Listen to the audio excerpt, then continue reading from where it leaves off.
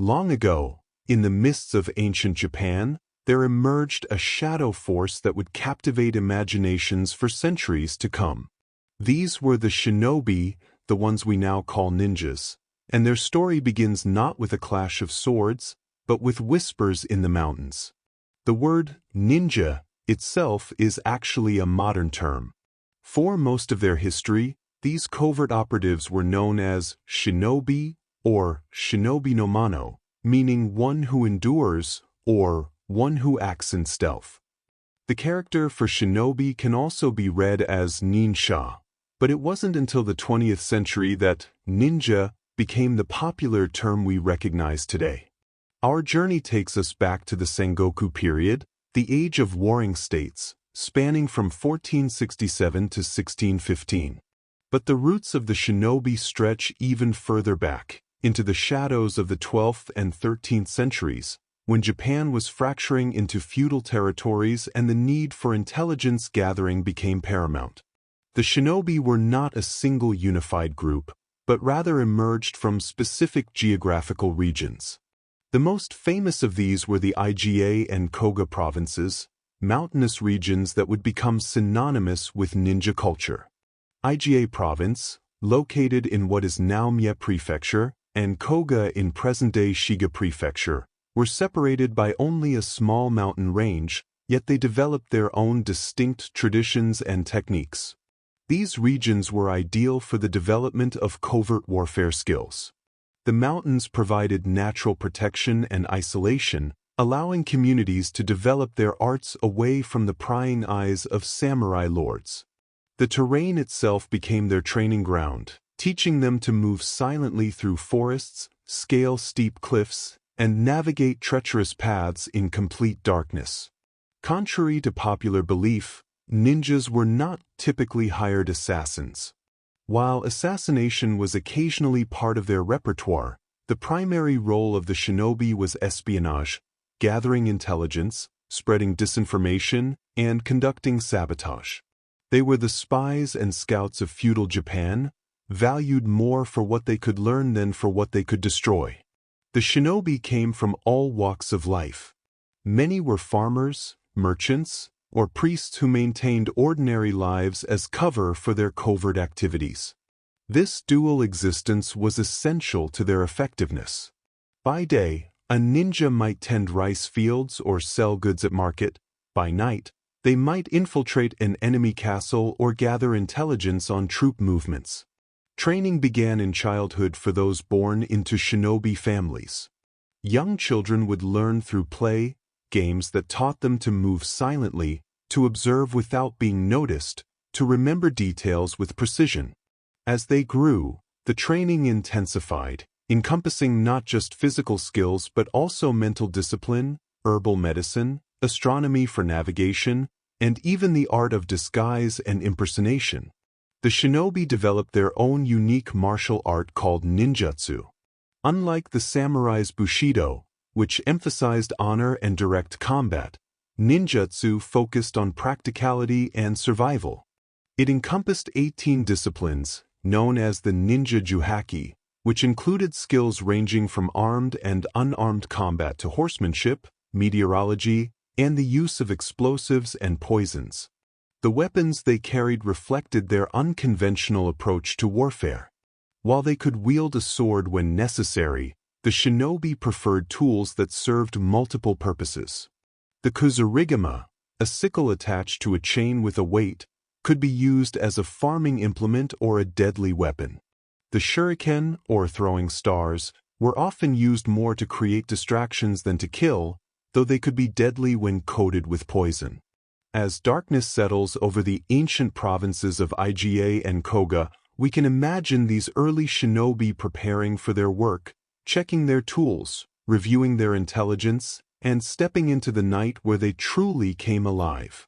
Their legacy was just beginning to take shape, built on secrecy, adaptability, and an intimate understanding of both human nature and the natural world around them. Flickering candlelight of ancient training halls, the shinobi clans began to organize their knowledge, passing down secrets from master to student, from generation to generation. These were not random collections of tricks, but carefully structured systems of knowledge. The two most prominent ninja clans, the IGA and Koga, were actually related by blood and marriage. Despite later developing a fierce rivalry, these families shared common ancestry and frequently intermarried during the early periods of their history. This connection meant that many techniques and strategies were known to both groups, though each would eventually develop their own specializations and refinements. The villages of these regions operated under a unique system of independence. The IGA province was organized into a loose confederation of families who governed themselves through councils rather than submitting to a single feudal lord. This autonomous structure, known as the IGA Sakoku Iki, was rare in feudal Japan and allowed the Shinobi clans to develop their arts without constant interference from samurai overlords. They were, in essence, a self-governing community of specialists. As their reputation grew, so did the demand for their services. By the 15th century, ninja were being employed by daimyo, feudal lords, across Japan. These warlords recognized that conventional samurai warfare had its limitations. Castles needed to be scouted before attacks, enemy strategies needed to be uncovered, and supply lines needed to be disrupted. The shinobi provided services that no honorable samurai could perform without losing face. One of the most famous historical ninja was Hattori Hanzo, who served Tokugawa Ieyasu. Born in 1542 in Mikawa province, Hanzo came from a family of samurai with connections to the IGA ninja. He led a group of IGA ninja who helped Tokugawa escape through IGA province during a dangerous journey in 1582, an event that would forever cement the alliance between the Tokugawa clan and the IGA shinobi. His loyalty and skill earned him legendary status, and his name became synonymous with ninja excellence. The tools of the shinobi were as ingenious as they were practical. The mizugumo, or water spider, was a device said to allow ninja to walk across water. While Hollywood has exaggerated its effectiveness, historical records describe circular wooden frames that could be attached to the feet, functioning somewhat like snowshoes for water. Whether they truly allowed walking on water or simply aided in crossing muddy moats and marshes remains a matter of debate among historians, but their existence speaks to the innovative spirit of ninja engineering. Ninja used elaborate systems of disguises known as the 7 ways of going, or Shurihoda. These were 7 primary disguises: the monk, the wandering priest, the mountain ascetic, the merchant, the entertainer, the common soldier, and the peasant. By mastering these personas completely, learning their speech patterns, mannerisms, and knowledge, a ninja could move through society undetected, gathering information while hiding in plain sight. Communication between operatives required absolute secrecy. The shinobi developed coded writing systems and secret symbols to pass messages. One method involved using rice paper that would dissolve in water, destroying evidence. They also used invisible inks made from plant extracts that would only appear when heated. Dead drops were hidden in specific locations, a hollow tree, beneath a particular stone, where messages could be left and retrieved without the operatives ever meeting face to face. Ninja were masters of pyrotechnics and chemistry, creating various powders and explosives long before such things became common. They manufactured smoke bombs using mixtures of sulfur and other materials to create cover for escapes. They created blinding powders from ground pepper, ash, and other irritants to throw into the faces of pursuers. Some formulas included poison extracts, while others produced colored smoke for signaling across distances. This knowledge of chemistry set them apart from conventional warriors and made them particularly valuable during sieges and night operations. As the moon rises over the practice grounds, we can envision these dedicated practitioners refining their skills, practicing their disguises in mirrors of polished metal, testing new tools in the dead of night, and committing their techniques to secret scrolls that would be hidden away in mountain strongholds. The art of the shinobi was evolving, becoming more sophisticated with each passing year, each successful mission adding to their growing legend. Through the valleys of Japan, reaching the ears of both allies and enemies. Yet with fame came danger, and the autonomous existence of the Iga and Koga clans would not go unchallenged forever. In 1579, the powerful warlord Oda Nobunaga launched a massive invasion of Iga province. This first invasion was actually repelled by the Iga ninja, who used their intimate knowledge of the mountainous terrain to ambush and harass Nobunaga's samurai forces. The thick forests and narrow mountain passes became deadly traps for the conventional army, demonstrating that even the most powerful warlord could be challenged by those who fought from the shadows. But Nobunaga was not one to accept defeat. 2 years later, in 1581, he returned with an overwhelming force of 40,000 to 60,000 men in what became known as the Tensho Iga War. This time, the outcome would be different. The mountains that had once protected the ninja became surrounded on all sides. Villages were burned, and many shinobi families were killed or scattered. It was a devastating blow to the Iga clans, though many managed to escape and would eventually find new patrons. From this catastrophe came opportunity. Many Iga ninja who survived found employment with Tokugawa Ieyasu, the daimyo who would eventually unify Japan and become its shogun.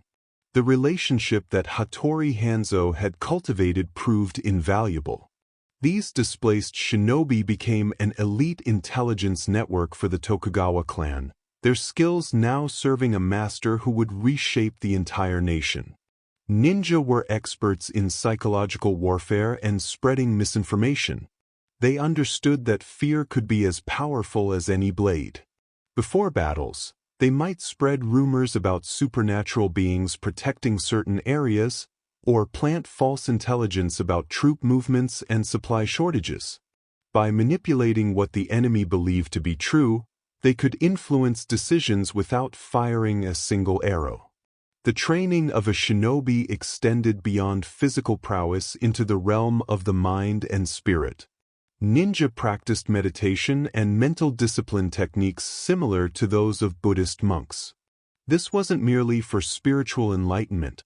These practices helped them control fear, maintain focus during dangerous missions, and endure physical hardship. The ability to remain calm and think clearly while hiding in freezing water or clinging to a castle wall for hours could mean the difference between life and death. The shinobi were skilled in what we might call wilderness survival and fieldcraft. They could identify edible plants, track animals and humans through forests, predict weather patterns by reading clouds and wind, and navigate by the stars. This knowledge allowed them to operate for days or weeks in enemy territory without support, living off the land and avoiding detection. They knew which plants could be used for medicine, which for poison, and which to eat when rations ran low. Architecture and engineering were also part of the ninja's expertise. Shinobi studied castle construction and defensive systems obsessively, learning to identify weak points in fortifications. They memorized typical layouts of different castle types, knew where water sources and grain stores were usually located, and understood how to exploit architectural features for infiltration. Some ninja even worked as laborers during castle construction, deliberately creating hidden weaknesses they could later exploit. A loose stone here, a slightly weakened beam there, all but invisible to the untrained eye. The famous ninja sword, or ninjato, had several practical design differences from the samurai katana. While the curved katana was optimized for slashing, the ninja sword was typically shorter and straighter, making it easier to use in confined spaces and for stabbing through walls or floors. The scabbard was often longer and more robust, serving as a climbing aid, breathing tube when hiding underwater, or even a platform to stand on to reach higher places. Some had hidden compartments in the handle or scabbard for storing poisons, medicines, or small tools. As night deepens over feudal Japan, we witness the evolution of a profession born from necessity and refined through centuries of practice. The shinobi had faced their greatest crisis in the Tensho-Iga War, yet from those ashes, they would rise to even greater prominence in the service of the coming shogunate. Their skills, once confined to mountain provinces, would soon influence the course of Japanese history itself. As the 16th century drew to a close, Japan stood on the threshold of a new era. The age of constant warfare was ending, and with it would come profound changes for the shinobi and their way of life. In 1600, the Battle of Sekigahara determined the future of Japan, and ninja played crucial roles on both sides of this decisive conflict. Tokugawa Ieyasu's Iga ninja conducted reconnaissance, intercepted messages, and spread disinformation among enemy ranks. Their intelligence gathering proved instrumental in his victory, which would lead to the establishment of the Tokugawa shogunate and over 250 years of relative peace known as the Edo period. With peace came transformation. After becoming shogun in 1603, Tokugawa Ieyasu formally integrated many Iga and Koga ninja into his government structure. They were given official positions and responsibilities, no longer operating purely in the shadows. Some became guards for Edo Castle, others served as inspectors and intelligence officers throughout the realm. The Hattori family, in particular, was granted samurai status and given control over a gate of Edo Castle that still bears their name today, Hanzaman. The ninja were organized into specific units with designated roles in the Tokugawa administration. The Anawaban, or garden keepers, were an elite intelligence network who reported directly to the shogun. Despite their innocuous title, these operatives conducted espionage, monitored the activities of daimyo throughout Japan, and investigated potential threats to the shogunate. They were the secret police of the Edo period, though their methods were more subtle than their name might suggest. Yet, paradoxically, peace threatened the very existence of the ninja arts. During the long Edo period, the practical need for ninja skills diminished significantly. With internal warfare largely eliminated and strict travel restrictions in place, the demand for espionage and covert operations declined. Many shinobi families turned to other professions, and the oral transmission of techniques became less urgent. The arts that had been refined through centuries of conflict faced the danger of being lost to peacetime complacency. In response to this threat, some ninja began to preserve their knowledge in written form. The most famous ninja manual is the Bansenshuki, compiled in 1676 by Fujibayashi Yasutake, a descendant of Koga ninja. This comprehensive text brought together techniques from various schools and families, covering everything from strategy and espionage to tools and supernatural practices. Written in accessible language, it was intended to preserve ninja knowledge for future generations who might lack access to direct training. Another important manual, the Shininki, was written in 1681 by Notori Ryu Master Notori Masazumi. This three-volume work emphasized the spiritual and ethical dimensions of ninjutsu, insisting that ninja should serve righteous lords and use their skills for justice rather than personal gain. It stressed that the way of the shinobi was not merely about techniques, but about character, discipline, and moral judgment. The daily life of a ninja during the Edo period looked vastly different from their wartime predecessors. Many former ninja families became merchants, physicians, or low-ranking samurai, maintaining their skills privately but living ordinary public lives. They would practice in secret, passing techniques to their children and trusted students, but the dramatic infiltrations and dangerous missions became increasingly rare.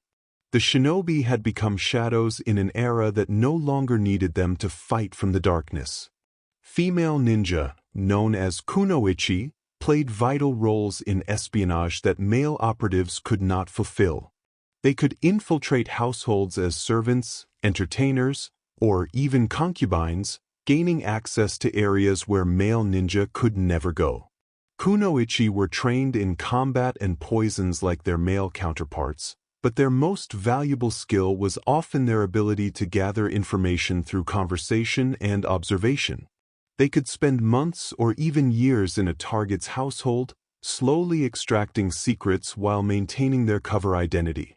As lanterns dim in the quiet streets of Edo, we see the transformation of the shinobi from warriors of the shadows into guardians of secrets in an age of peace. Their techniques, once forged in the fires of constant conflict, now found new purpose or risked being forgotten entirely. The written scrolls preserved in hidden libraries represented not just techniques, but an entire philosophy of stealth, patience, and adaptability that had survived for centuries. The centuries rolled on, and with each passing generation, the line between legend and history grew ever more blurred. The ninja, once practical operatives serving concrete purposes, began their transformation into the mythical figures we recognize today. Ninja were often associated with mystical practices and supernatural abilities in popular folklore. Stories circulated of shinobi who could become invisible, transform into animals, or walk through walls. While these tales were exaggerations, they served a purpose, both intimidating enemies and concealing the actual techniques ninja used. If people believed a ninja disappeared through magic rather than through clever use of smoke bombs and trapdoors, they were less likely to develop effective countermeasures. The connection between ninja and mysticism had some basis in reality. Many shinobi practiced kujikiri, a system of hand gestures and mantras derived from esoteric Buddhism.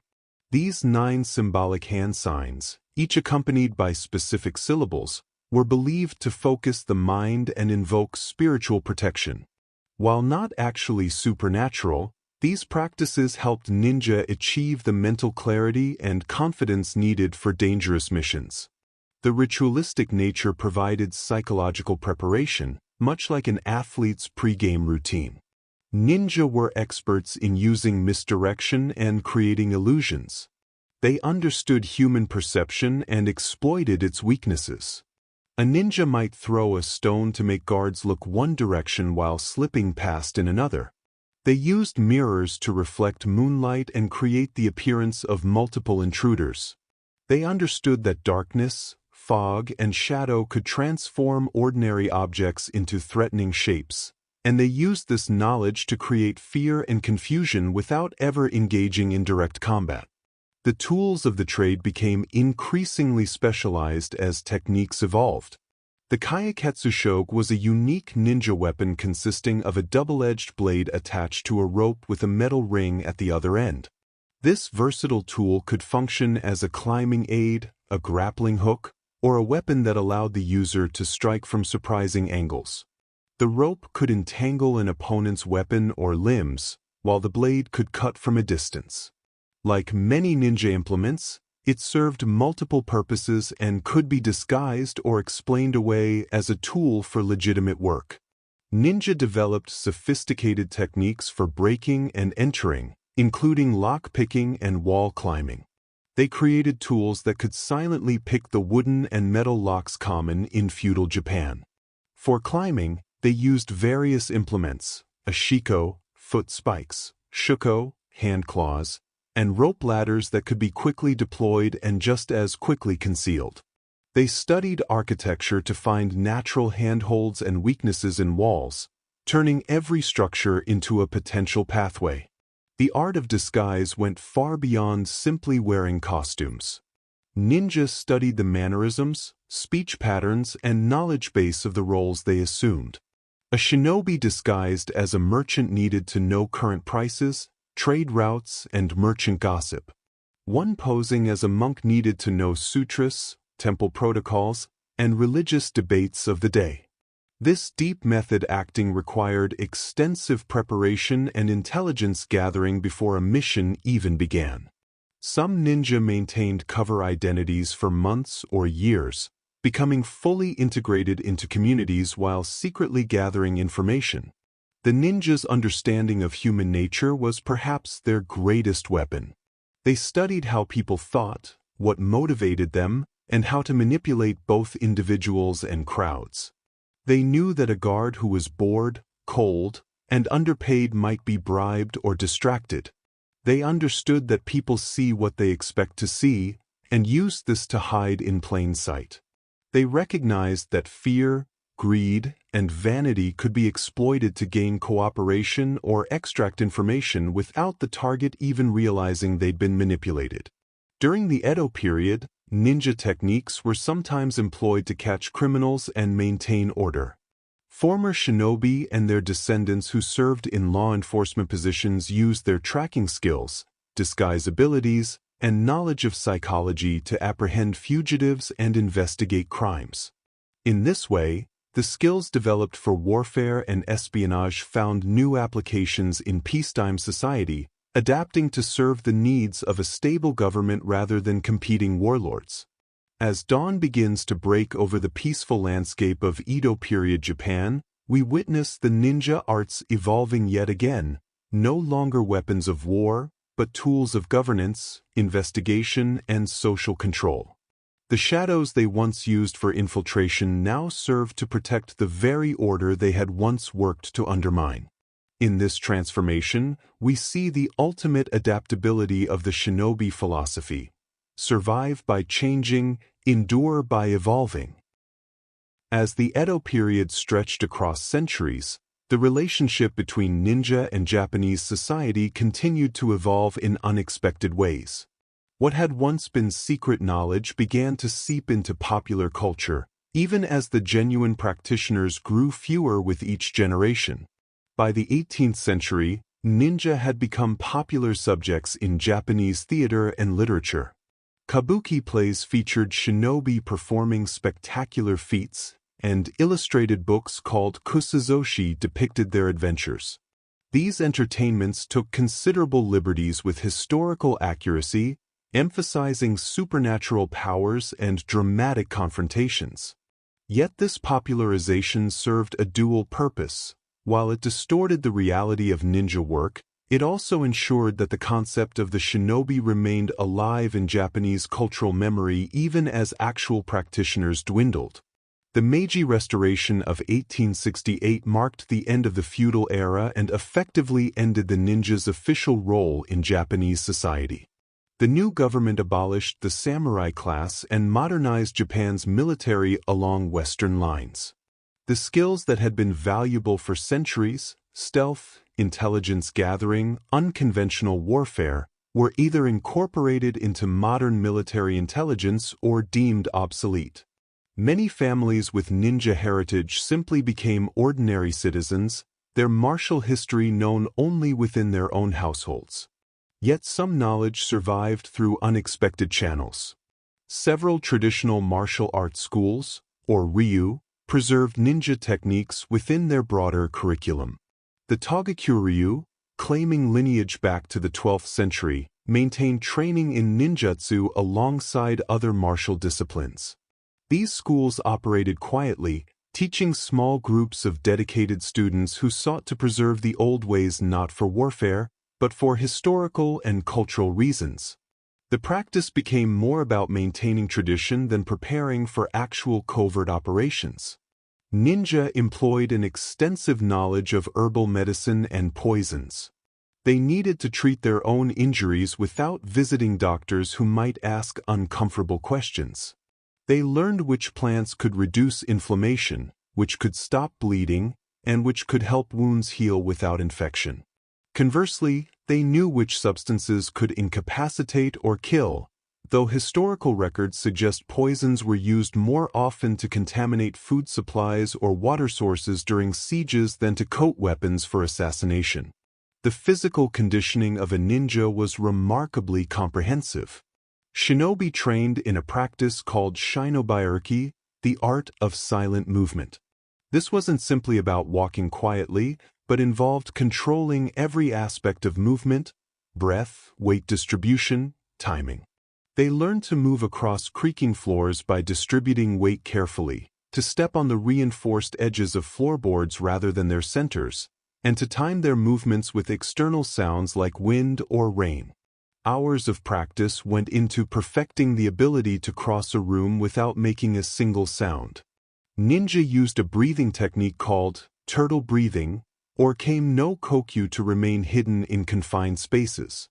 By slowing their breathing to an almost imperceptible rate, they could remain motionless in hiding spots for extended periods, concealed in ceiling spaces, buried in shallow holes covered with reeds, or submerged in water with only a hollow reed for air.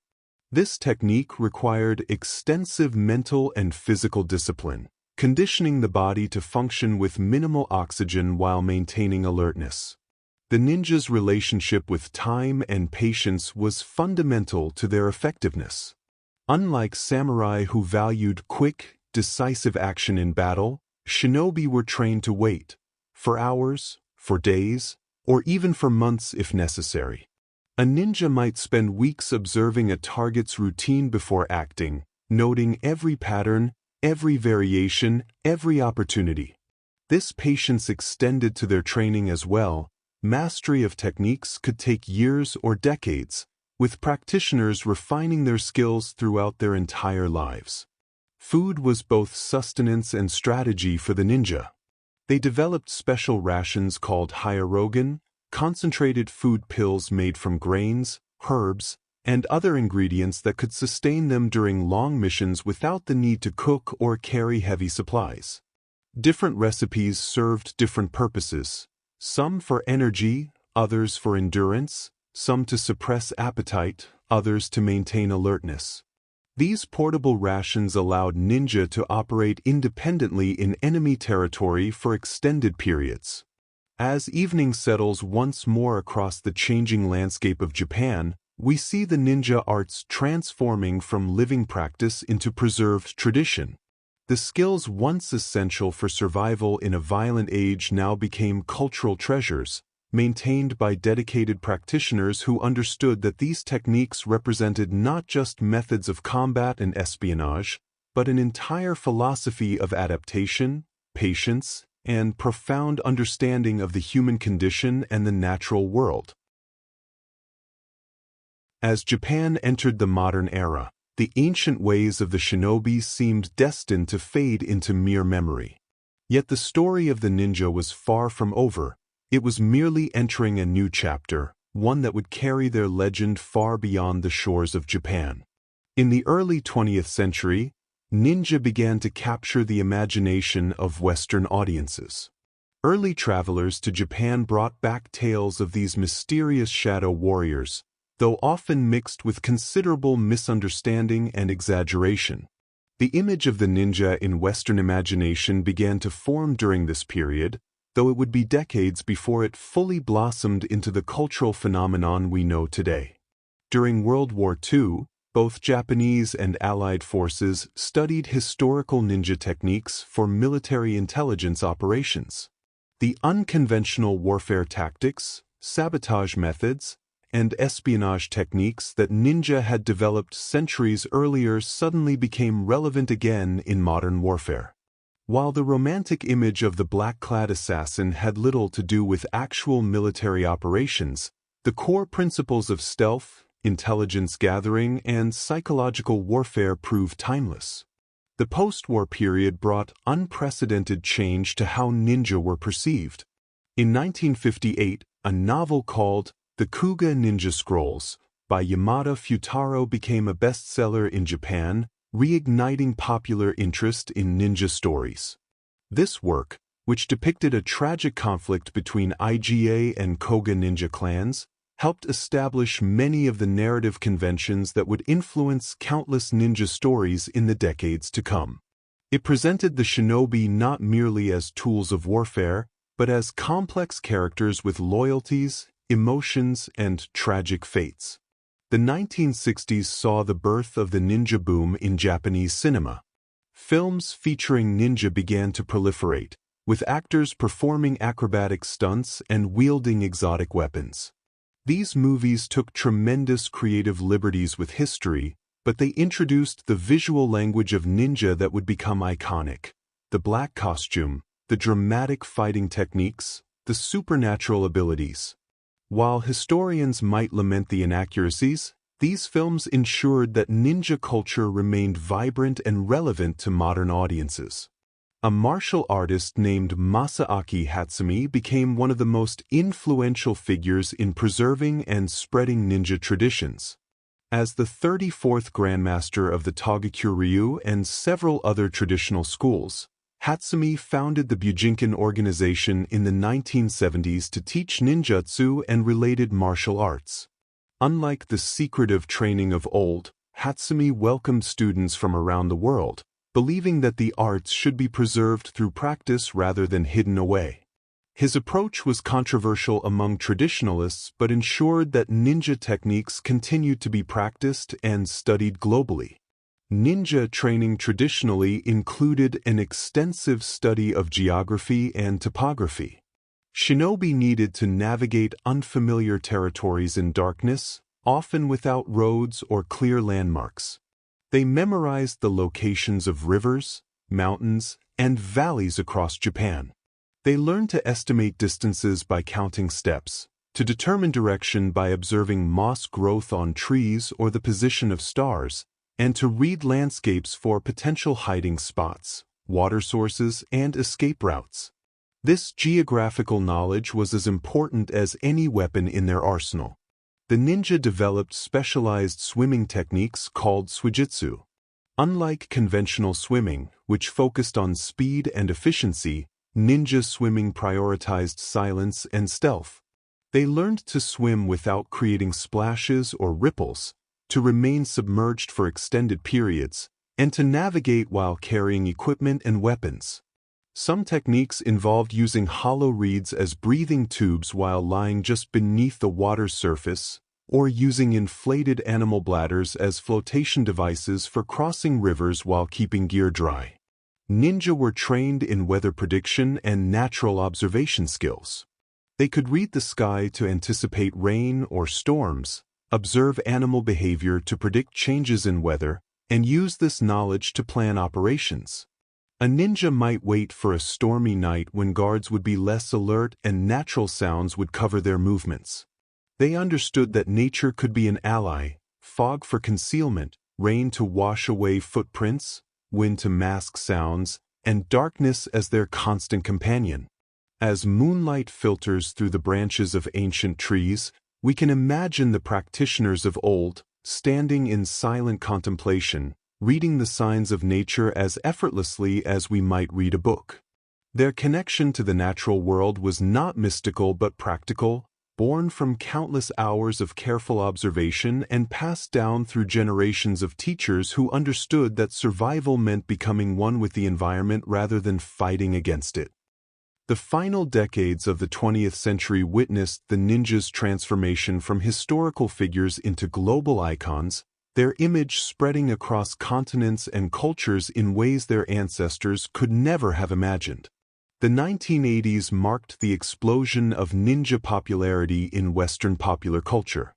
Hollywood embraced the ninja with enthusiasm, producing numerous films that, while often departing dramatically from historical accuracy, introduced millions to the concept of these shadow warriors. Movies like Enter the Ninja and Revenge of the Ninja created a ninja craze that swept through Western youth culture, spawning toys, comic books, and countless imitators. The ninja had become a global brand. The character archetype of the ninja became deeply embedded in video games and animation. From the 1980s onward, ninja characters appeared in countless games, bringing their acrobatic combat style and mysterious aesthetic to interactive entertainment. These digital representations often combined historical elements with pure fantasy, creating a version of the ninja that existed somewhere between legend and invention. Yet this exposure ensured that new generations around the world grew up familiar with ninja imagery and concepts. Despite the commercialization, serious academic study of ninja history also flourished. Researchers began to carefully examine historical documents, separating fact from fiction. Scholars like Stephen Turnbull and others worked to understand what ninja actually were, not superhuman assassins, but highly trained intelligence operatives working within the complex political landscape of feudal Japan. This academic work provided a counterbalance to popular misconceptions, preserving the genuine history even as the mythology continued to grow. The ninja tradition of information security and cryptography has modern relevance in our digital age.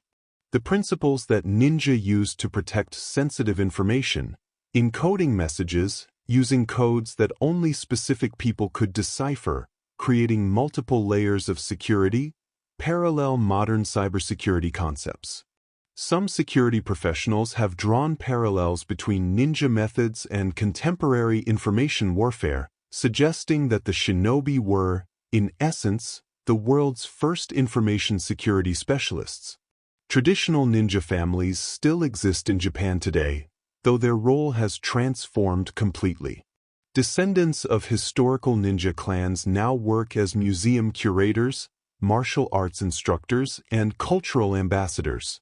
Places like Ijueno in Mie Prefecture celebrate their ninja heritage with museums and demonstrations, transforming what was once secret knowledge into tourist attractions that educate visitors about authentic ninja history. These modern stewards work to preserve accurate historical understanding while acknowledging the powerful hold that ninja mythology has on popular imagination. The physical conditioning methods used by ninja have influenced modern parkour and free running. The emphasis on efficient movement through complex environments, vaulting over obstacles, climbing walls, and maintaining balance in precarious positions, all core ninja skills, find echoes in these contemporary urban movement disciplines. While parkour practitioners don't claim direct lineage from ninja, the philosophical and practical overlaps are striking, suggesting that the fundamental principles of efficient human movement transcend time and culture. Ninja developed an intricate understanding of human anatomy for both healing and combat purposes. They knew the locations of vital points on the body, knowledge that informed both their medical practices and their combat techniques. This understanding, called Kyushojutsu, identified vulnerable points where strikes would be most effective, as well as pressure points that could be used to relieve pain or treat injuries. This dual application of anatomical knowledge exemplified the ninja philosophy that all knowledge could serve multiple purposes. The concept of Shinobi no Kokoro, or the ninja spirit, emphasized mental qualities over physical techniques. This philosophy taught that true mastery came from developing patience, awareness, adaptability, and emotional control. A ninja needed to suppress ego, remain calm under pressure, and think several steps ahead. These mental disciplines were considered more important than any physical skill, because techniques could be learned, but the proper mindset required years of cultivation. This emphasis on mental training and character development distinguished ninja training from mere combat instruction. As we move through this modern landscape, where ancient shadows dance alongside neon lights, we see how the ninja has become something more than historical fact, a symbol of adaptability, perseverance, and the power of knowledge. The shinobi arts, born in the mountains of feudal Japan, have found new life in the global consciousness, their essence preserved even as their forms continue to evolve with each passing generation. As we journey deeper into the world of the shinobi, we discover layers of knowledge and practice that reveal the true sophistication of their arts. These were not mere warriors of the night, but scholars of human nature and masters of countless disciplines. Ninja used a sophisticated system of hand signals and body language for silent communication. During missions where multiple operatives worked together, they needed to coordinate without speaking. They developed an elaborate vocabulary of gestures that could convey complex messages, warnings about guards, directions to take, timing for coordinated actions. These signals were subtle enough to be invisible to casual observers but clear to trained partners. This silent language allowed teams to operate with remarkable coordination even in complete darkness. The ninja diet was carefully designed to optimize health and performance. Historical records suggest that shinobi avoided heavy meats and rich foods that could slow them down or create strong body odors that might give away their position. Instead, they favored grains, vegetables, and lighter proteins. They understood that what they ate affected their physical capabilities, their scent, and even their mental clarity. This nutritional awareness was remarkably advanced for their time, predating modern sports nutrition by centuries. Ninja were skilled in the art of escape and evasion, known as tansojutsu.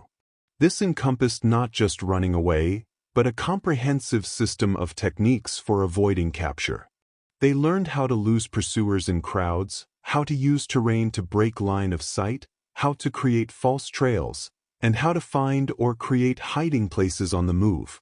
They practiced techniques for slipping out of rope bindings, picking locks on restraints, and even methods for surviving if buried alive. Every scenario that might end in capture had a corresponding escape technique. The concept of in-yo, or yin-yang philosophy deeply influenced ninja strategy. Borrowed from Chinese philosophy, this concept taught that opposing forces are interconnected and interdependent. Ninja applied this to tactics, using activity to create opportunity in stillness, using noise to make silence more effective, showing weakness to conceal strength. They understood that drawing attention to one thing made other things invisible, and they exploited this principle constantly in their operations. Ninja training included extensive practice in infiltration techniques called Shinobi IRI. This wasn't simply about picking locks or climbing walls. It was a holistic approach to gaining access to secured locations. Students learned to study guard patterns for weeks, identifying the moment when attention lagged. They learned architecture to identify weak points in structures. They studied human psychology to understand when people would be most vulnerable to distraction or deception. Every infiltration was preceded by meticulous planning and observation. The relationship between ninja and their employers was complex and often precarious. Because shinobi possessed dangerous knowledge and skills, lords who hired them sometimes attempted to eliminate them after missions to prevent that knowledge from being used against them or sold to rivals. This created a culture of extreme caution among ninja, who developed techniques for protecting themselves even from their supposed allies.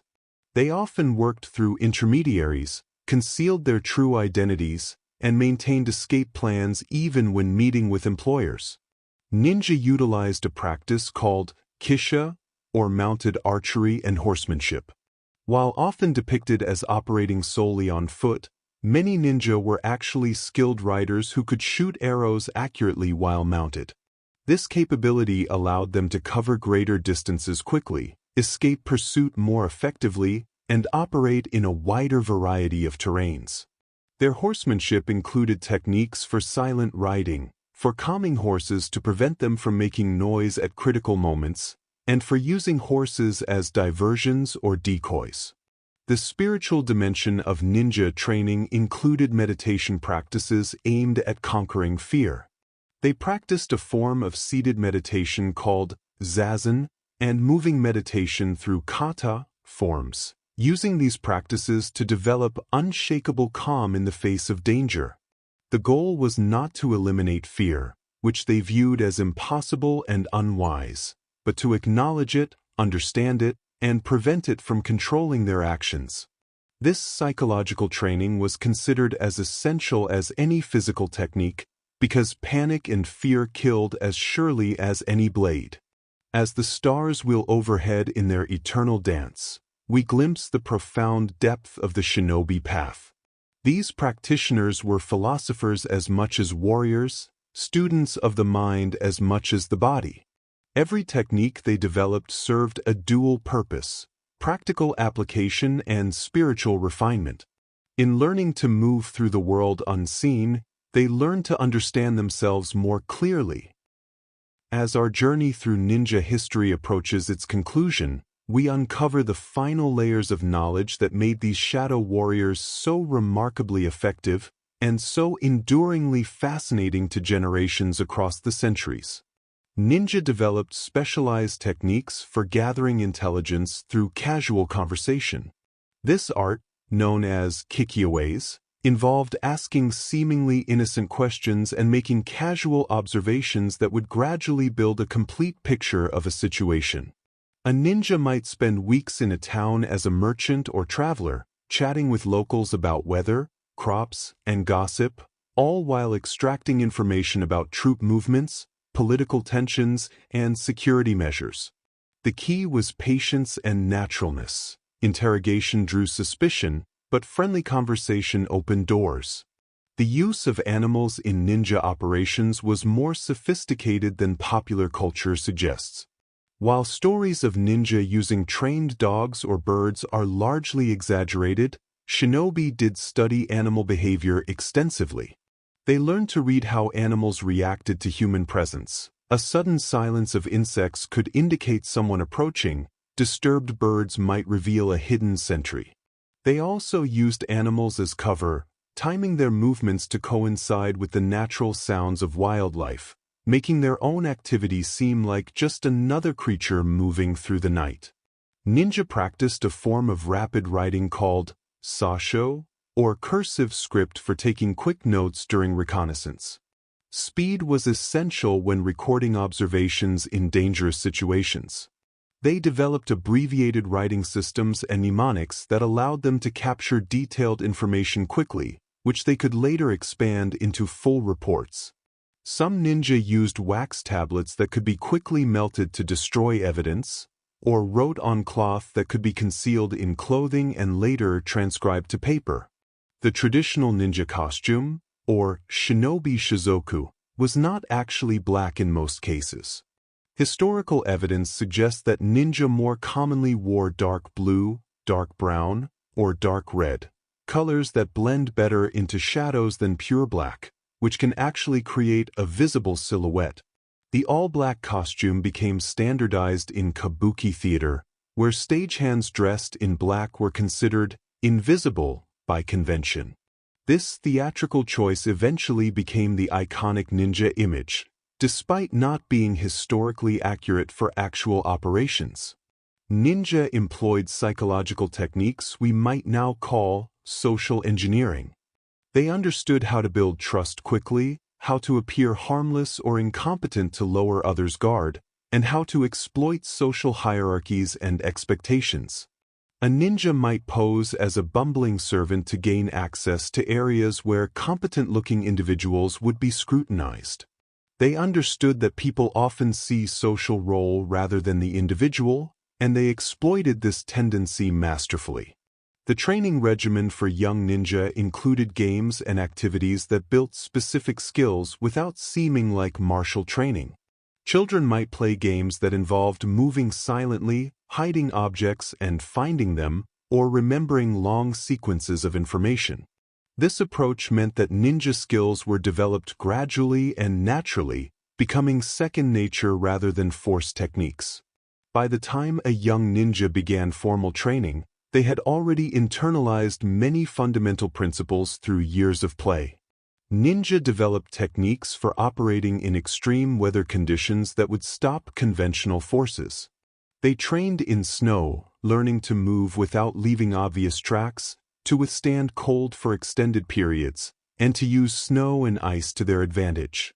They practiced in heavy rain, understanding that while it made operations more challenging, it also reduced visibility and masked sounds. They even trained in extreme heat, learning to identify water sources and manage exertion to avoid heat exhaustion. No weather condition was seen as an obstacle, only a different set of conditions to master. The legacy of the ninja continues in unexpected ways in modern Japan. Some Japanese special forces and law enforcement units study historical ninja techniques as part of their training, recognizing the timeless value of stealth, observation, and psychological operations. The Japan Self-Defense Forces have acknowledged studying ninja methods for unconventional warfare scenarios.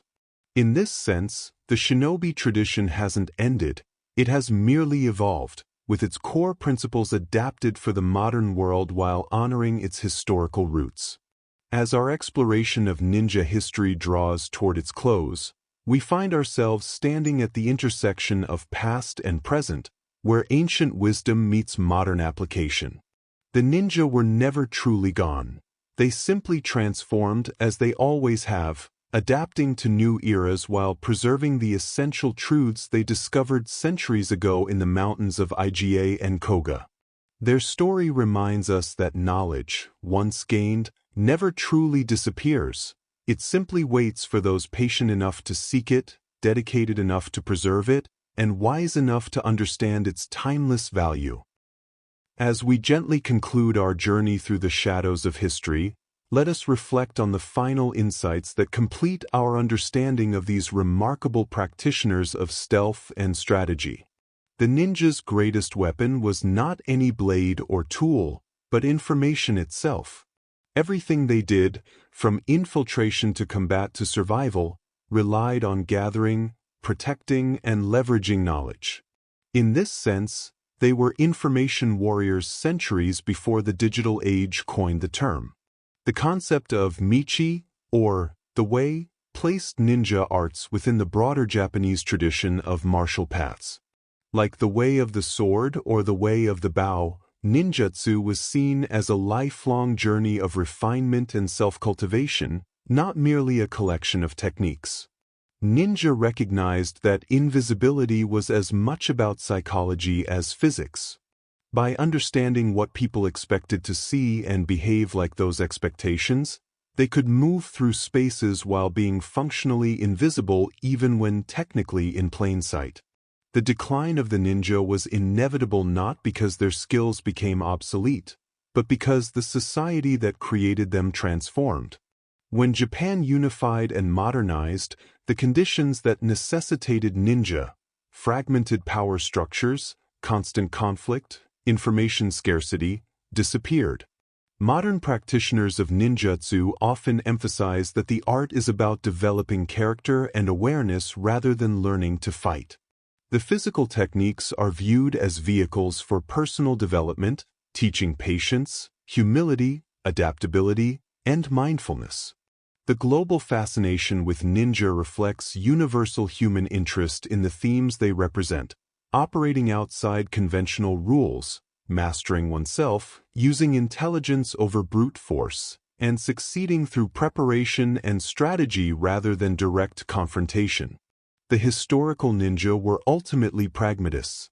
They did what was necessary to survive and succeed in their world, without the romantic overlay that later generations would add. Their true legacy is one of adaptability, dedication, and comprehensive mastery of their craft. Archaeological discoveries continue to reveal new information about ninja.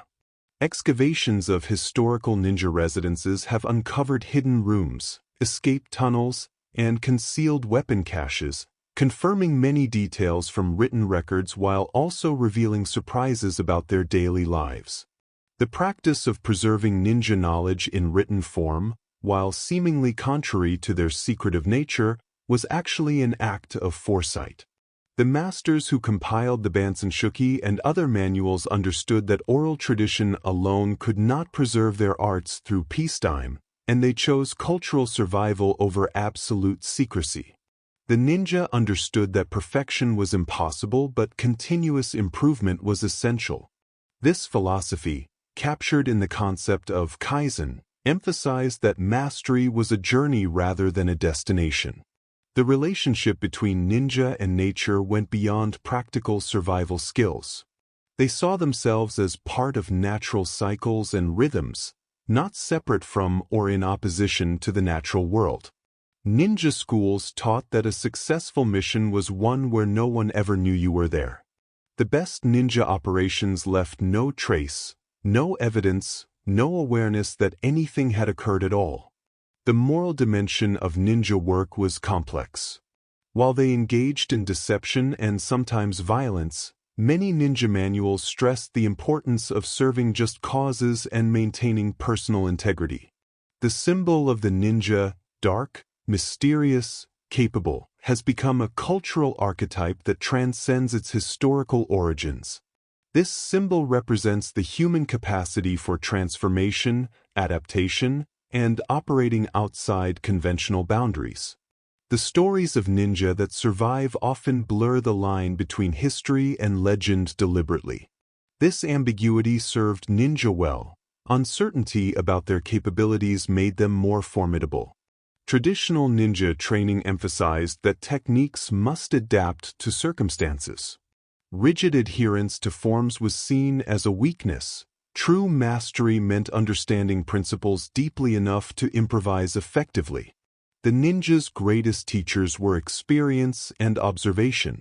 While they studied with masters, they also learned by watching everything around them with complete attention. Modern research into ninja history continues to evolve our understanding. Each discovery of a historical document or artifact adds nuance to our picture of who these practitioners truly were. The final lesson of the ninja might be that survival of individuals, techniques, or cultures requires the courage to transform while maintaining core identity. The shinobi art survived by changing form while preserving essence. And so, as the last stars fade before dawn, as shadows recede into light, we complete our journey through the history of the ninja. These shadow warriors, born from necessity in the mountains of feudal Japan, transformed across centuries from covert operatives to cultural icons, from feared agents to studied historians. Their legacy endures not in the exaggerated feats of fiction, but in the profound principles they embodied: patience, awareness, adaptability, and the understanding that true strength often lies not in direct confrontation but in comprehensive preparation, strategic thinking, and the wisdom to know when to act and when to wait in the shadows, watching, learning, and becoming one with the darkness that has always been their home.